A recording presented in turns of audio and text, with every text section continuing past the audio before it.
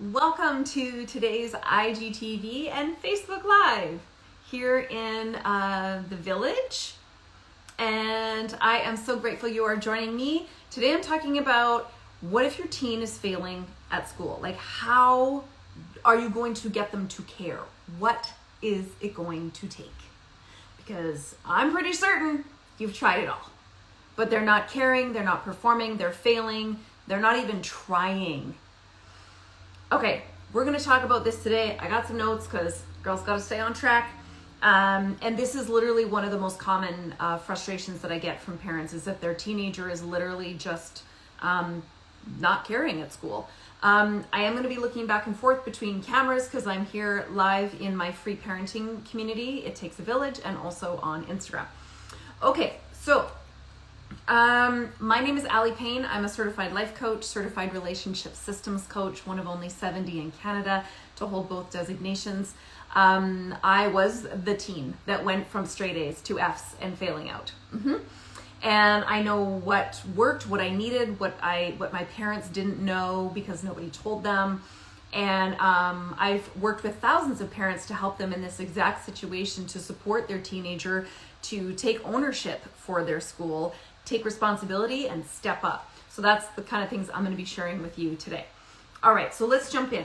So here's kind of what's probably going on, okay? If this is something that you're managing. You love the good grades, right? Like, whether or not your teenager loved school or not, or when they were a child, like they were compliant, agreeable to it, maybe they were highly enthusiastic. Okay, the parent-teacher interviews went well. You got glowing comments, like in the comment section of the report cards. You know what I mean, right? In the you got great comments about your teenager, and it felt good, right? Because why? Because you didn't need to micromanage something that was already their job. It's their job to go to school, get the grades, do the things, and they were doing it. So it kind of felt like a little bit of like, okay, they get this, right? A little more hands off, and they understand what it means to be a good human, and they were doing it via school, okay? So, you might still have to, maybe you still have to like help or remind them a little bit. Maybe they get B's and C's, whatever. Maybe they're a total perfectionist driven, smarty pants, and they get straight A's, whatever. You're good and you're going, huh? Whether they are just good or glowing, you're good and you were going. And then this year, or maybe previous years, for some reason, okay, your teen is struggling a lot more. Their grades are dropping fast, like ice cream melting on the sidewalk in the Sunday summer sun. They're missing assignments. They're not prioritizing their homework. They're failing even like simple quizzes. They're not studying. They're skipping school or avoiding it altogether. And now, the fun starts. Now you are getting messages home from school rather than those being filled with like praise and congratulations about awards or great character from your school. Now there's this really not so surprising undertone of shame that is suggesting quite clearly that you're failing. Obviously, you're not being hard enough on your teen because now they are that kid. Now they're the problem kid in class. Okay? So, like, what now? I mean, how did you even get here? How did you get here? Maybe there was no warning. Maybe it happened overnight. Again, they hit a new grade. Maybe they went from junior high to high. Maybe they went from elementary to high school. Maybe they got a new teacher.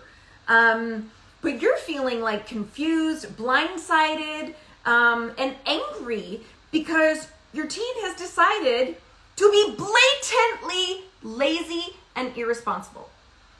And you, as a good parent, are not having it. Am I right? Can I get a yes in the comments? Am I right so far?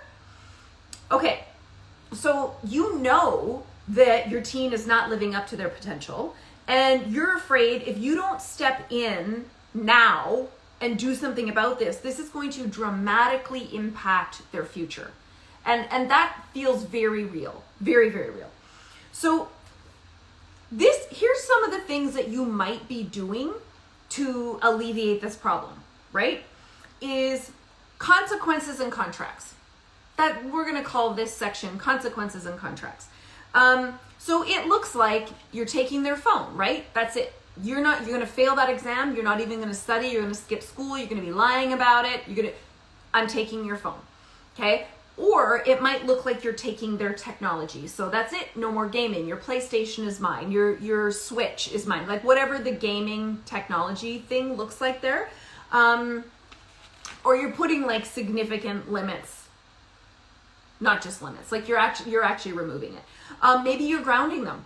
You're removing like social commitments like Halloween parties, seasonal stuff. You're removing like hobbies, clubs, sports, because they need to understand life is not all a bed of roses, and it sure shoot isn't all about just paying attention to the fun stuff. They have one job. It's school. One job. So, this is what you're doing to try and fix it, to get your teenager to care, right? Is consequences. There's got to be consequences, some punitive action. Like that's not okay. You don't just like get hired and then decide one day you're just not going to do the job and your boss isn't going to like do anything about it. Like you can't raise a child like that. You have probably tried motivating them. You probably tried motivating them actually first. And it looked like cheerleading or encouraging, like cheering them up if they feel sad and like offering help. I'll help you. Like, or do you need help? Like a tutor or whatever. Like you're trying to support them. Not working. They're literally shutting down your efforts to help them succeed. Maybe you're trying contracts. Okay, listen, sir, ma'am, we are going to put this in a contract where either you're going to get like B's, C's, I don't know, or you're going to remove like social outings, sporting clubs, unless you meet these like a certain percentage or a certain grade, or you have to study for a certain amount of time. Maybe it's 5 hours a day. Maybe it's 3 hours a day. Maybe it's whatever. But there's like a written in stone and blood contract. Also, not working. It might even include bonuses or prizes, right? So if they do get the certain grade, or they do study for that certain amount of time, or they do that well on a test or a quiz, they get like a bonus, a prize, go out for dinner, something, a material item that they wanted, right? You have tried daily monitoring.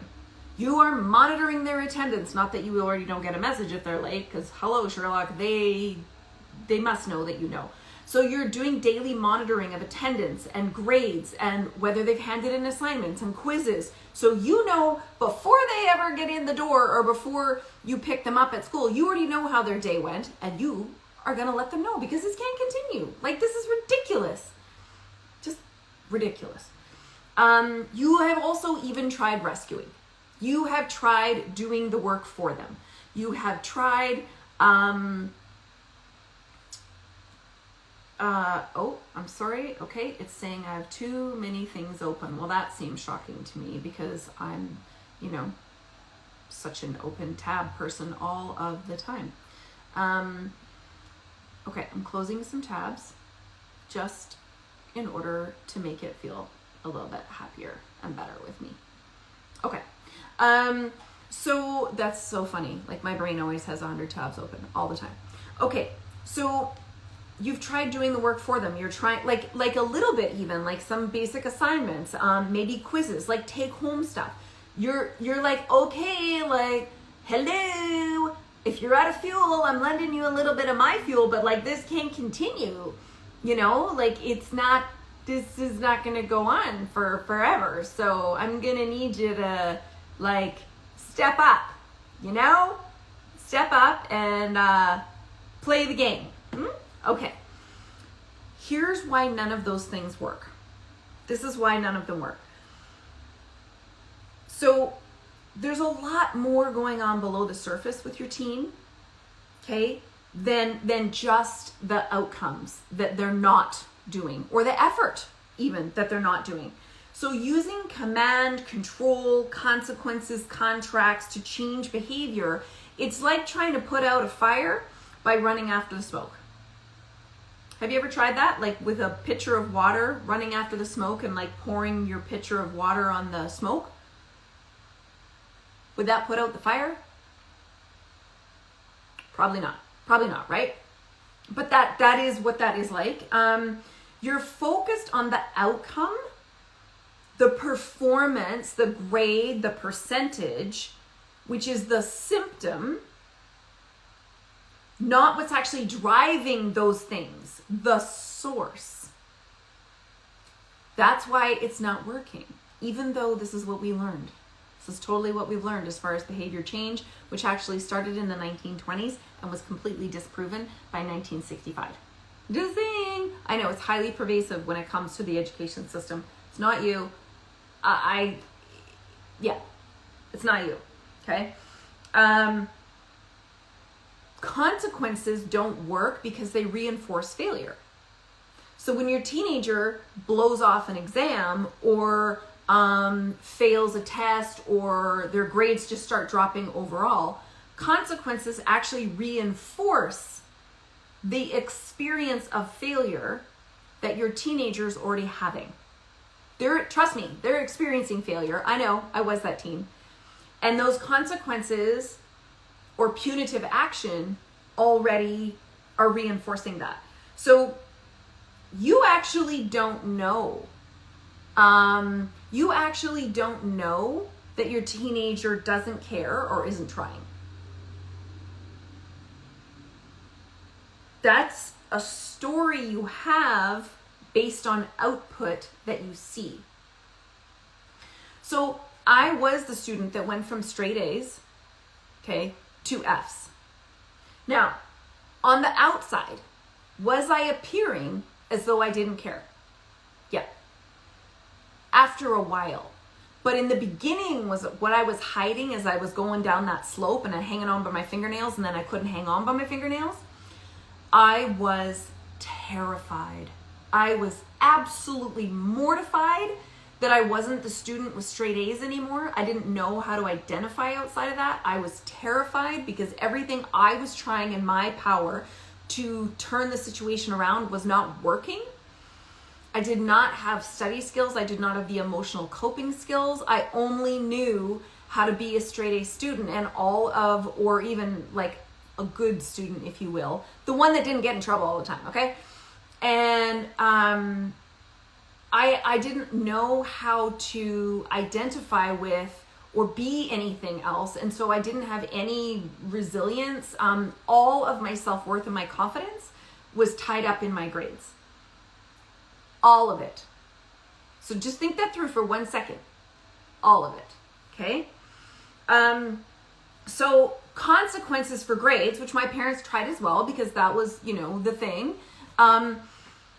Also, yeah, threats, ultimatums, none of those work. So consequences, if you're going to give a consequence for a grade because they're failing or they failed a specific test or they're failing like a whole subject, or even a consequence for lack of effort, right? You are sending the message that you only conditionally love your teenager. That's why those don't work. So what you're saying to your teenager is, you are lovable and very pleasing to me when you get A's, B's, C's, whatever is in the zone for you or for your teen, okay? You are lovable. I love you when you perform in that way, when you get that kind of outcome. Because then you, as the parent, you're a good parent. You feel good as a parent. Like, this is the kind of child you want to raise, so you feel good as a parent, right? But when you go below that certain threshold, the message that these consequences and punitive action are sending is that your teenager is not lovable. In fact, they're disappointing, I'm disappointed. That is a shame, a whole shame story. Shame says like you are a mistake. You didn't just make a mistake. You're not just struggling and having a hard time. You are the problem personally, okay, internally. And honestly, let's face it, it's embarrassing. It's embarrassing as a parent because now you look like a bad or failing parent, and it challenges your belief in yourself about the kind of child you would raise, the kind of parent that you are, right? It also, all of these things like comparing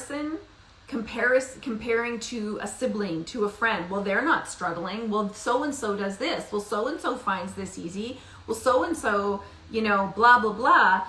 Comparison is thinly disguised criticism. And it's using emotional pain to elicit change. Okay? Which is what all of this punitive action, consequences, punishments, removing privileges, basically shutting down their life until they decide to step up and take responsibility for school. All of those things are relying on your teenager's desire to please you, to get back in your favor, be lovable. And that's about you. That's not about them. That's why it doesn't work. So contracts work in business, by the way. Contracts are very important in business. But here's the thing. Contracts do not work in a relationship. Contracts are transactional. It's very tit for tat. You do this, I'll do this. You pay this much, you'll get this. It's a definitive marker, okay, of that guarantees what you are going to get out of it. It's guaranteeing in writing what you are going to get from this contract.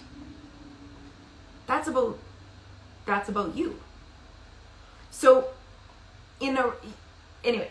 plus contracts in themselves require monitoring and greater controls, which are negative reinforcement, pointing out and focusing on what your teen is doing wrong, which builds resentment between both of you. It erodes respect between both of you, and your teen starts to feel like they can't win, like there's nothing they can do right, even if it's a tiny thing that they did, because what you're noticing is the outcome, okay?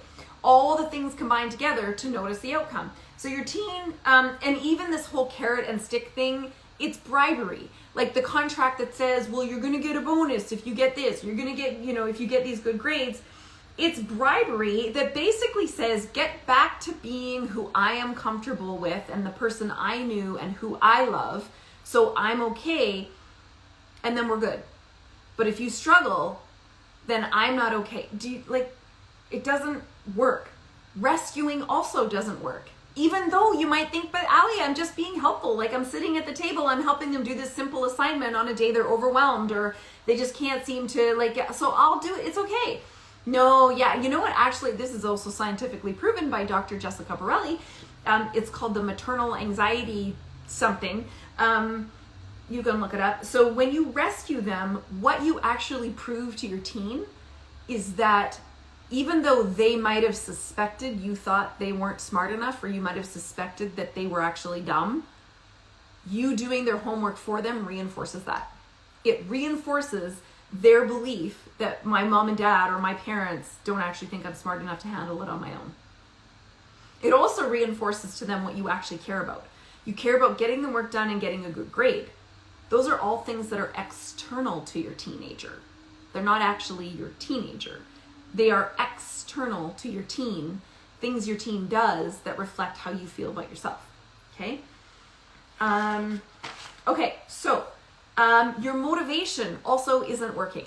Here's why. Because motivation isn't external. It's not an external force like pressing down.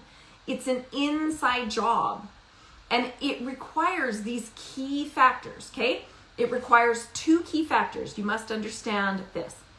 Confidence, the belief in oneself to do any particular task or learning or challenge, okay? Belief in oneself such that there is a probability of success. Not a guarantee of success, but at least a probability. Like, you're not going to go try something where there's a guarantee that you do not have the skill, the capacity, the capability. It's just flat out not going to work. Probably not going to go do it. But if you have enough confidence to go, well, I might not know how to do this, but there's a probability I'm going to succeed. Sure. So that's number one. Number two factor required for motivation, risk assessment. Let me explain the risk assessment to you. Thank you for the balloons there on IG. The risk assessment is, what is the cost if I fail? What is the cost if I fail? So let's walk this out for your teenager. Your teenager's thinking this: if I try and I fail, I am going to subject myself to more punishment, reinforcing that I'm stupid, not smart enough, lowering my self-esteem more when I'm already hanging on by a thread, and getting me grounded more and removed. So no thanks. No thanks. I did that. Motivation is not an external. So that's why it's not working, because you're not understanding what the factors are for motivation, and none of them come from you directly. Okay? I want to make this really clear if it looks like your teen is failing and they don't give a crap. Apathy is not defiance. Apathy is a coping strategy used to pretend when you're a teenager, to pretend that they don't care so they don't have to hurt anymore. I did it. It was my last measure of defense to hang on to any belief in myself or confidence what required to simply just get up, get dressed, and try and human, was to pretend I didn't care, because when I pretended I didn't care, you couldn't hurt me. And the grades of 39%, 25%, 0, I could just pretend I didn't care. Don't think for a second that I didn't care. Your teenagers never stop caring. They just don't know how to fix the solution, fix the problem. And the way you're going about it, which is what you and I were taught, which has now been disproven, scientifically, research-based, is not the solution. It's actually making things worse. So the reason, again, that a lot of these things don't work is because you are being driven by fear. Nothing driven by fear generally works long-term. Might work short-term, doesn't work long-term. So all of these behaviors that you are bringing to the equation, like consequences, contracts, punitive action, rescuing, cajoling, that's all driven by your own fear. Okay? So the fear of them failing, the fear of like catastrophizing all the things, the counterintuitive thing, here's what I need you to do instead. Here's what I need you to do instead. That, again, research-based, for at least decades, this stuff works. And this is what I wish my parents had been told, but nobody told them, okay? Is number one, I need you to release your obsession with performance as a marker of you or your teenager's worth as a lovable and valuable human being. I'm going to say that one more time. I need you to at least challenge, better yet release, your obsession with performance as a marker of you or your teenager's worth as a lovable and valuable human being. Our generation of parents is more performance obsessed than ever, and science and research is showing that it is driving part of the mental health epidemic of our teens. It's not working. Okay? Number two, I need you to look at your story of failure and what is driving that.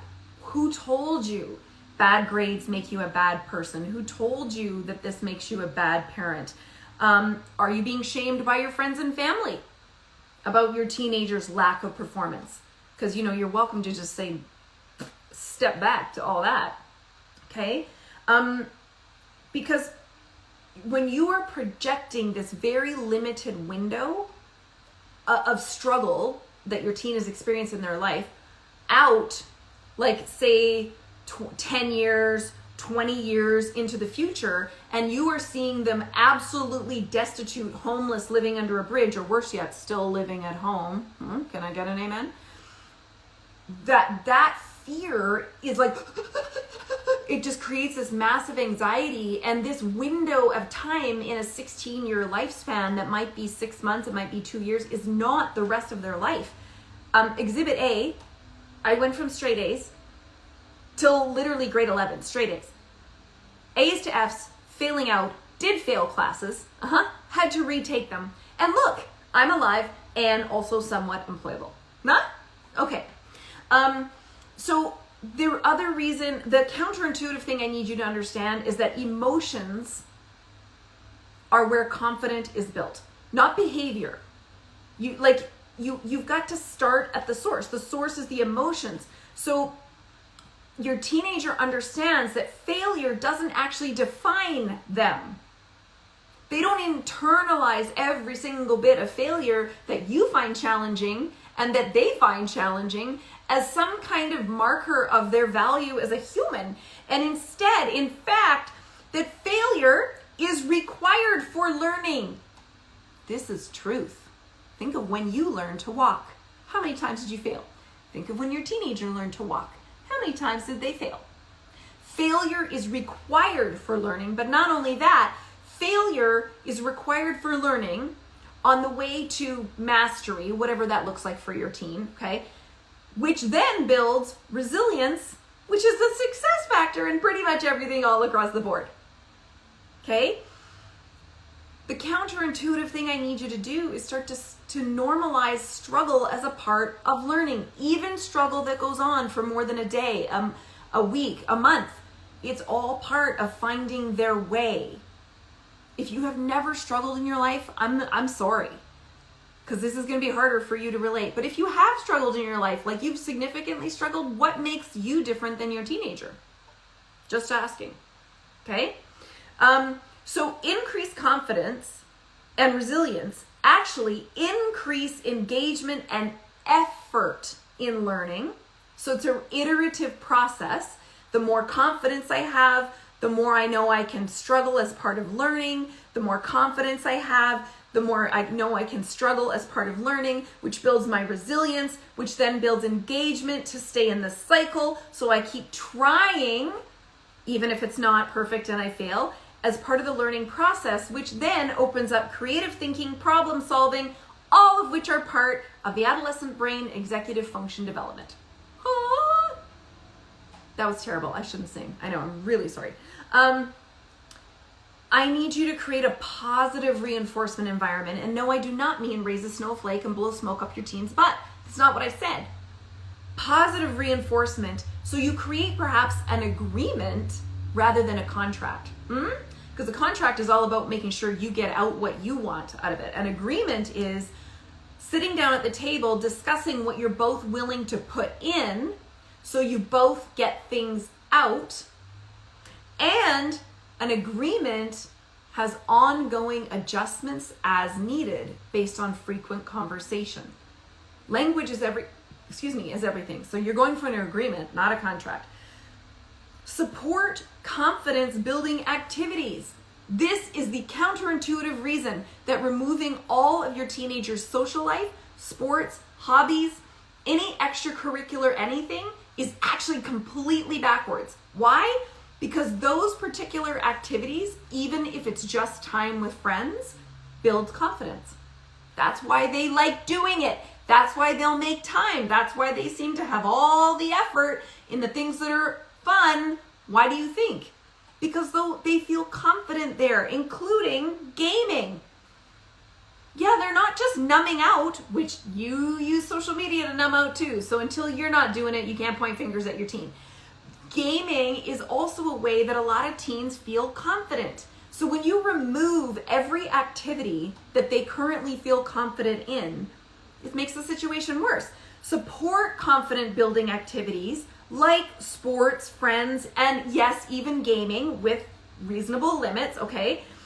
Not to avoid, but to enjoy, which increase the confidence they have available to now bring to the hard things that they don't enjoy, like school or a specific topic, okay? I want you to be your teenager's ally, not their judge and jury, which means being their advocate with the school and with the teachers, saying they're struggling. How can we make this situation work? Is it a specific subject? Is it a specific advocate for them, which is not rescuing? Just want to be real clear. Advocating is taking what they want and need and giving it a voice with people that you may be more skilled to speak with. Okay? Rescuing is making sure that your needs are met through your behavior so you feel better. We're not doing rescuing. We're doing advocating, okay? Which isn't rescuing. Like, it's just not. I need you to get out of your teen's car of education or life. Like if there was a metaphorical car, I need you to get out of their car and get your foot off the gas. Just get out. Now, if the first thing you just said is, but if I don't care about their grades, if I take my foot off the gas, literally my teen will fail. I've tried it. They went downhill. And so now I have to do the daily monitoring and the cajoling or nothing happens. I have news for you. You are a self-fulfilling prophecy. The reason this happens is because your teenager has not sat in the driver's seat of their own life for enough time to build the confidence to even put their foot on the gas. Because you've been sitting there and they've been riding shotgun, watching you drive their life. You have been their strategies for success. So why would they bother scooting over to the driver's seat and then feeling like, heck yeah, I'll just drive when they haven't done it in a while? So what this means is you get out of the car, go around the other side, and you ride shotgun. You have to allow the bandwidth, that time of change, which any change gets worse before it gets better. Look up the science on it, okay? You have to allow their confidence to build as they scoot over to the driver's seat and begin to have confidence to start putting their foot on the gas again, to do things their way, to find success on their terms given their current stage of life or stressors or mental health or learning challenges or whatever that is. They're finding success on their terms, not yours. And so is it going to get worse before it gets better? Probably. And is that why you can advocate for them with the school? Yep, probably. I want you to love your teen. I already know you love your teen, of course you do. But I want you to love your teen for who they are, not their accomplishments, letters and percentages, okay? I want you to love them for who they are, not what they do or how what they do makes you feel. Even when there are natural consequences, like failing a grade, failing courses. I did it. I did that. Yes, I failed. Okay? Straight A scholarship student. Did my value as a human become less? Was I more expendable? Was I, deserved to be locked in a closet? No, actually, I needed more support than I'd ever needed. I didn't need punitive action and pain or fear to elicit my desire to not be in pain and to just get going. That doesn't work. It actually pushes them further down, does not lift them up. Okay? Okay, so number 5. Here are the 3 ways to tell if the current methods you are working to motivate, cajole, or get your teenager to give a crap about school and actually do the work or show up. I also skipped tons. I don't think I showed up to a single Monday in my entire grade 11 year. I pretty much had Monday disease. I just didn't show up for Mondays. Wasn't my thing.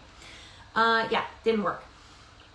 If you are continuing, so here's the 3 ways to tell whether your current methods aren't working to get your teenager to care or be motivated about school.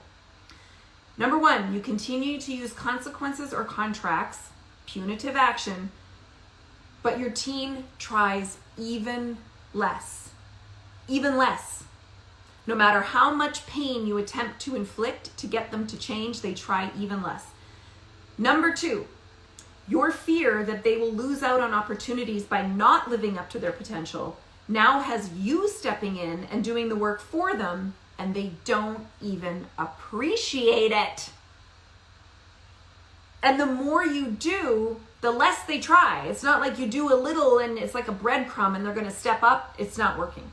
And number 3, motivating, encouraging, cajoling, even with rewards, carrot stick, are met with shrugs, meh, and your teen is completely shut down. They were not sharing anything and they're not finding any reward, even ones that they suggest, worth their efforts. That's the 3 ways to tell whether what you're doing currently is not working to get your teen to engage in, participate, and do their one job, which is show up at school and get some grades so they can actually have some kind of life and not live at home until they're 40. Okay, even in this economy. If this sounded familiar to you, I want to let you know for sure you are not alone. This is one of the greatest concerns that I get messages daily from parents about, and I understand that fear is very real. It's a fear we were taught, okay? It's not necessarily true, but it is very real. And there is a way out. My transformational online program is opening on next Monday, November 6th, where you get daily support from me for months at a time, so I can actually help you walk through this process like I have with thousands of other parents whose teenagers were avoiding school, skipping school. They had stopped handing in assignments, they were lying about it, and are now getting up on their own for school, without all the reminders, showing up to school. They have learned to self-advocate, ask for help when they need. They are accepting the help that you offer and have found a new rhythm that works for them, even if it's not straight A's or B's, maybe it's C's, but they are consistent in their effort. They are willing to struggle or fail as part of learning and get up and keep going, knowing that there's things about school they can't change and there's some things they can. If you are looking forward to that with your teenager instead of what you're experiencing right now, then click the link here on Facebook below to get on my wait list. If you're here on Instagram or YouTube, I will put the link on YouTube below this. But stay tuned for November 6th next week when my program reopens and you will be notified. Thanks everyone for joining me. Have an amazing afternoon. Bye.